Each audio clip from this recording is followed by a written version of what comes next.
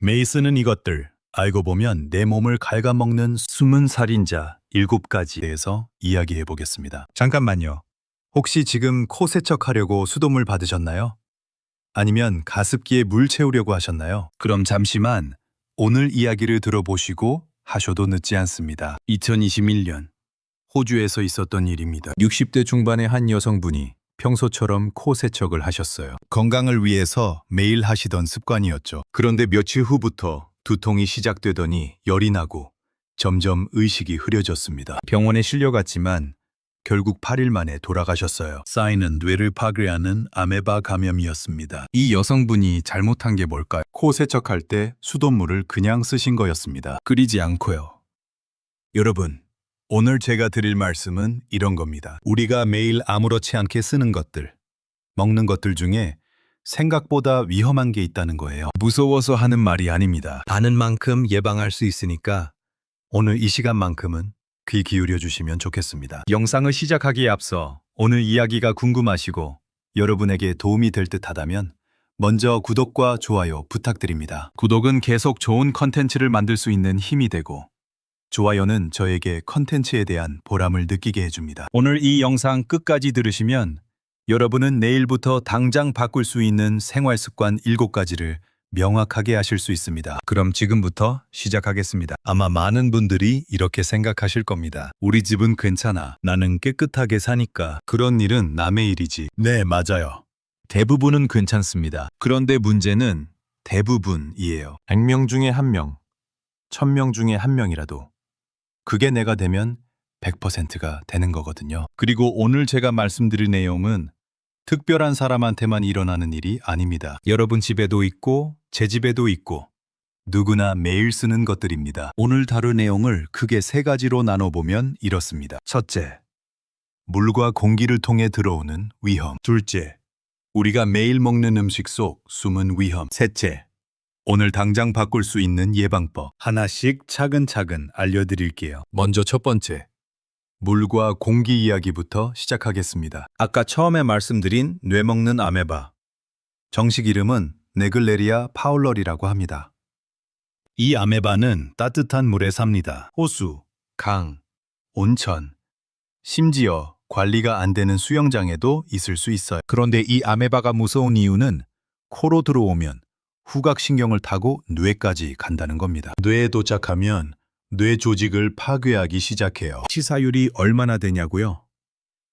연구 결과에 따르면 95%에서 97%입니다. 거의 살아남기 어렵습니다. 그런데 여기서 중요한 포인트가 있어요. 이 아메바는 입으로 들어가면 괜찮습니다. 왜냐하면 위에 강한 산성 환경에서 죽거든요. 문제는 코로 들어갈 때예요. 그래서 위험한 상황이 뭐냐면요. 코 세척할 때 수돗물 그냥 쓰는 거, 비데 물줄기가 코로 튀는 거, 샤워할 때 물이 코로 들어가는 거, 온천이나 수영장에서 다이빙하는 거, 이런 겁니다. 실제로 미국에서는 코 세척 때문에 감염된 사례가 여러 건 보고됐어요. 그럼 어떻게 해야 할까요? 아주 간단합니다. 코 세척할 때는 반드시 끓인 물을 쓰세요. 아니면 멸균수나 증류수를 쓰시고요. 수돗물을 그냥 쓰시면 절대 안 됩니다. 물을 끓이면 대부분의 미생물이 죽어요. 이 아메바도 마찬가지고요. 그리고 비데 쓰실 때도 물줄기가 너무 세게 튀지 않도록 조절하시고 샤워할 때도 코로 물이 강하게 들어가지 않도록 조심하세요. 온천이나 수영장 가실 때는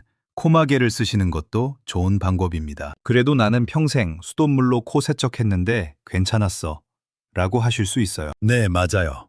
대부분은 괜찮습니다. 하지만 단 한 번, 그날 물에 그 아메바가 있었다면, 그리고 그게 코로 들어갔다면 그때부터는 시간과의 싸움이에요. 그러니까 애초에 그런 일이 생기지 않도록 예방하는 게 제일 중요합니다. 자, 이제 두 번째, 물과 공기 이야기로 넘어가겠습니다. 바로 가습기와 욕실입니다. 요즘 같은 겨울철에 가습기 안 쓰시는 집이 거의 없죠. 그런데 가습기 제대로 관리 안 하시면 정말 위험합니다. 실험 결과가 있어요.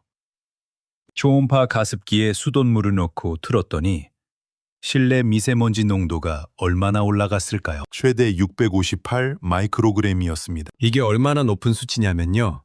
미세먼지 매우 나쁨 기준이 150이거든요. 4배가 넘는 수준이에요. 그런데 같은 가습기에 증류수를 넣었더니 54 정도로 확 떨어졌어요. 왜 이런 차이가 날까? 수돗물에는 미네랄이 들어있잖아요. 칼슘, 마그네슘 같은 거요. 초음파 가습기는 물을 아주 작은 입자로 쪼개서 공중에 뿌리는 건데 그때 미네랄도 같이 날아가는 겁니다. 그게 미세먼지로 측정되는 거예요. 그리고 더 무서운 건 가습기 물통을 오래 안 씻으면 거기에 곰팡이와 세균이 번식한다는 겁니다. 그 곰팡이와 세균도 물방울과 함께 공기 중으로 날아가서 우리가 숨 쉴 때 들어 마시게 돼요. 그럼 호흡기에 문제가 생기죠. 알러지기도 생기고요. 그래서 가습기 쓰실 때는 이렇게 하세요. 첫째, 물은 매일 갈아주세요. 어제 넣었던 물, 오늘도 쓰지 마시고요. 둘째, 물통은 이틀이나 3일에 한 번씩은 꼭 씻으세요. 그냥 헹구는 게 아니라 솔로 문질러서 씻어야 합니다. 셋째,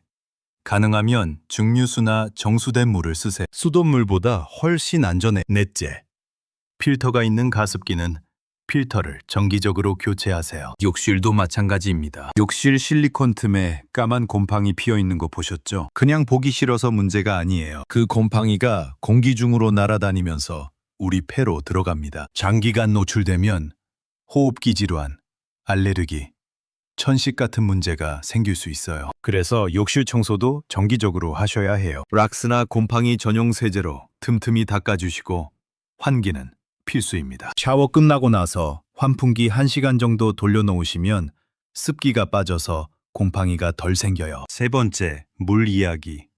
수돗물과 오래된 배관입니다. 여러분, 아침에 일어나서 수돗물 바로 받아서 드시나요? 오래된 아파트나 주택에 사시는 분들은 조심하셔야 합니다. 왜냐하면 오래된 배관에서 금속 성분이 조금씩 녹아나올 수 있거든요. 대표적인 게 납입니다. 납은 신경계와 신장에 영향을 줄 수 있어요. 특히 노인분들한테는 더 위험하고요. 그래서 일부 지자체에서는 이렇게 안내합니다. 아침 첫 물은 1분에서 2분 정도 흘려보낸 후에 쓰세요. 밤새 배관 안에 고여있던 물이니까요. 그 물의 금속 성분이 좀 더 많이 녹아있을 수 있어요. 그러니까 아침에 일어나셔서 세수하실 때 물 한번 쫙 흘려보내시고 나서 받아서 쓰시면 훨씬 안전합니다. 그리고 오래된 아파트에 사시면 수질 검사 결과를 확인해 보시는 것도 좋아요. 관리사무소에 요청하시면 보여드릴 겁니다. 필요하시면 정수기를 달거나 필터를 쓰시는 것도 방법이고요. 자, 이제 두 번째 큰 주제로 넘어가겠습니다. 바로 우리가 매일 먹는 음식 속 숨은 위험입니다. 여러분, 아침에 뭐 드셨어요? 혹시 햄, 소시지, 라면 드신 분 계세요? 편하잖아요. 간단하고 맛도 있고요. 그런데 이런 음식들을 매일, 자주, 많이 드시면 문제가 생길 수 있습니다. 최근 연구 결과를 보면요. 초가공식품을 많이 먹는 사람은 그렇지 않은 사람보다 치매 위험이 40% 가까이 높았다고 해요. 40%요. 뇌졸중 위험도 유의하게 증가했다는 연구도 있고요. 초가공식품이 뭐냐면요. 가공육, 라면, 과자, 인스턴트 식품 이런 거예요. 이런 음식들에는 맛을 좋게 하려고 여러 가지 첨가물이 들어갑니다. 향미 증진제, 인공 감미료, 인산염, 아질산염 이런 것들이요. 물론 이런 첨가물들은 법적으로 허용된 양만큼만 들어가요. 그 자체로는 안전한 수준이에요. 그런데 문제는 뭐냐면요. 매일, 자주, 많이 먹는 거예요. 한두 번 먹는 건 괜찮아요. 근데 아침마다 햄, 점심은 라면, 저녁은 소시지 이렇게 드시면 몸에 쌓이는 겁니다. 그래서 연구에서도 자주 먹는 사람에게서 문제가 나타나는 거예요. 그럼 어떻게 해야 할까요? 완전히 끊으라는 게 아닙니다. 그건 현실적으로 어렵죠. 대신 횟수를 줄이세요. 매일 먹던 걸 일주일에 한두 번으로 줄이는 겁니다. 그리고 대신 뭘 먹느냐? 계란, 두부, 생선 이런 걸로 단백질을 채우세요. 아침에 햄 대신 계란찜 하나 해 드시고 라면 대신 국 끓여 드시고 소시지 대신 생선구이 드시면 훨씬 좋습니다. 연구에 따르면요. 초가공식품을 주 12회만 줄이고 대신 채소, 과일, 견과류를 늘려도 뇌졸중이나 인지기능 저하 예방에 도움이 된대. 그러니까 조금만 신경 쓰시면 충분히 바꿀 수 있어요. 다음은 고기와 생선 이야기입니다. 여러분 삼겹살 구워 드실 때 숯불에 구워 드시죠? 그 불맛 정말 좋죠. 저도 좋아합니다. 그런데 고기나 생선을 너무 태우면 문제가 생겨요. 고온에서 태우면 heterocyclic amin이라는 물질이 생성됩니다. 발암 가능성이 있는 물질이에요. 특히 까맣게 탄 부분에 이런 물질이 많이 농축돼요. 건강 전문가들은 이렇게 권고합니다. 탄 부분은 가능한 잘라내고 드세요. 불맛은 좋은데 까맣게 탄 그 부분은 건강에 안 좋다는 겁니다. 그럼 어떻게 먹어야 할까요? 첫째, 너무 태우지 마세요. 적당히 익혀서 드시는 게 좋아요. 둘째, 탄 부분은 과감하게 잘라내세요. 셋째, 구이만 계속 드시지 마시고 찜, 조림, 전 같은 다른 조리법도 섞어서 드세요. 이렇게 하시면 맛도 즐기면서 위험은 줄일 수 있습니다. 마지막 음식 이야기는 발효식품입니다. 된장, 간장, 젓갈, 치즈 이런 거요. 이건 몸에 좋은 거 아니에요? 라고 하실 수 있어요. 맞아요. 발효식품은 몸에 좋습니다. 그런데 여기에도 주의할 점이 있어요. 발효 과정에서 히스타민 같은 바이오제닉 아민이라는 물질이 자연스럽게 생성될 수 있거든요. 대부분 사람한테는 문제가 없어요. 그런데 민감한 사람은 두통, 얼굴 홍조, 혈압 변화, 알레르기 반응이 나타날 수 있습니다. 특히 붉은 살 생선이나 발효 어류 제품에 히스타민이 많을 수 있어요. 보관 상태가 나쁘면 더 많이 생기고요. 그래서 이렇게 하세요. 첫째, 젓갈이나 절임 반찬을 큰 접시째 계속 먹지 마시고 작은 접시에 조금씩 덜어서 드세요. 둘째, 너무 오래된 발효식품이나 냄새가 이상한 건 과감히 버리세요. 셋째, 본인이 특정 발효식품 먹고 두통이나 속이 안 좋았던 경험이 있으면 그 음식은 피하시는 게 좋아요. 자, 여기까지가 우리가 매일 쓰고 먹는 것들 속 숨은 위험이었습니다. 그럼 이제 정리해 볼까요? 왜 이런 문제들이 계속 반복될까요? 크게 세 가지 이유가 있습니다. 첫째,